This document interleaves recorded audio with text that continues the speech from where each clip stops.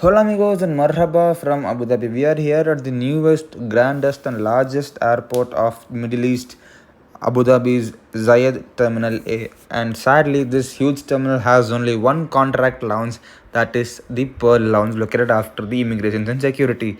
Well, there is another lounge operated by Etihad. It is their business and first class lounge. So come on, let us go and check out how the Pearl Lounge is, the only contract lounge at this newest terminal.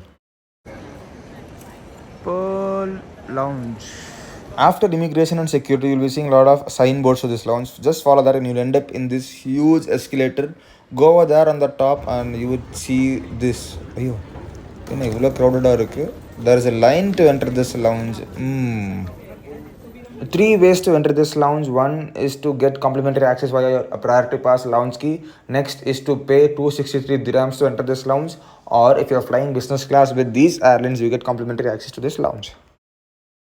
Looking at this line, I could say there are 20 to 25 people before me. Well, maybe even more. Business and first class passengers have a separate entry and a separate space in this lounge. Well, if you are using priority pass, you could pay additional 63 dirhams and enter into the business class section of this lounge. Nice idea. After a 12 to 15 minutes wait in the line, we are finally inside the lounge. First impression, ooh, it is crowded. People everywhere. Well, of course, there should be people over here because it is the only lounge in this entire huge terminal. But this doesn't look that crowded because it is a very huge lounge and the seats are spread out across everywhere at this lounge. You would see random seats everywhere at this lounge. There are two dining buffet areas at this lounge, and the seats next to those are very crowded, cramped, and lot of people around it. There are two showers at this lounge, and it is extra chargeable. I am here at 8 o'clock here for some dinner, and the dinner buffet spread is good with the usual buffet food items, but sadly, there is no live food cooking counter. You would get here lots of desserts, lots of appetizers, starters, main course, juice, salads, and all these things. Well, this lounge even has a separate area called the private room where there are only less people, less crowd, and it is more private. You could eat, chill, do your work over here. Well, honestly, this is not that private, but it is more silent than the other parts of this lounge. Well, if you really want to experience a private room or a private setup, I would recommend you all to go through this small exit. Either ask the staffs or follow the signboard which says terrace room, and you'll end up over here, which is one level above this lounge. And this is a huge, massive space that has lots of seating areas with different seating options like sofas, round chairs, and all those stuffs. You can even take a short nap, small nap over here.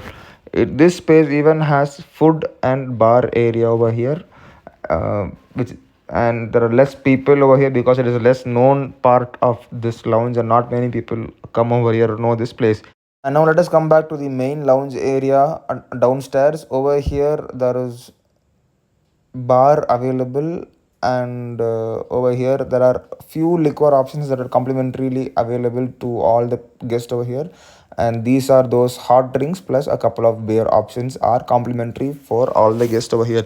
Rest of the brands are chargeable. They have a huge options of magazines and newspapers available over here, and they even have private cubicle rooms for work or meeting purposes, but have to be reserved in advance so that we get the access. Sadly, there aren't any airside views from this lounge. A dinner done. Now it's time for boarding, and the boarding gates are located very far, so it's gonna be a long walk, and it's time to leave this lounge. While leaving the lounge, I noticed there wasn't any queue over here at the lounge entrance. I was like, strange and nice management, and then I got to know that there is a queue downstairs, and those who are eligible are only entered upstairs, making it less crowded over there. Nice initiative, nice thinking, per launch team. And finally, yes, we are out of this lounge and we are going to a boarding gates. And final thoughts about this lounge: being the only contract lounge for this new huge terminal, and this results in a lot of people, making it crowded, especially during the peak departure time. Well, this terminal needs two more contract lounges for the volume and passengers and the demand it has. Well, talking about this lounge particularly, it is very crowded, and the lounge team should market their terrace room a lot so that A lot of people from the main lounge go over there to have their food, making it less crowded over here. Otherwise they have a good food options, lot of seating options, different seating options, a private workroom, everything is good, no complaints on the cleanliness, neatness and all other aspects. Only the a crowd aspect need to be taken care of, especially during the peak departure time, and having two more lounges would definitely help that. So if you have a card or if you have complimentary access to this lounge and need to have free or discounted food, I would say why not come to this, as this is the only option at this lounge. So that's it from this video. We'll be back with another video flying out of this terminal soon. Until then, stay safe, see us, and bye bye.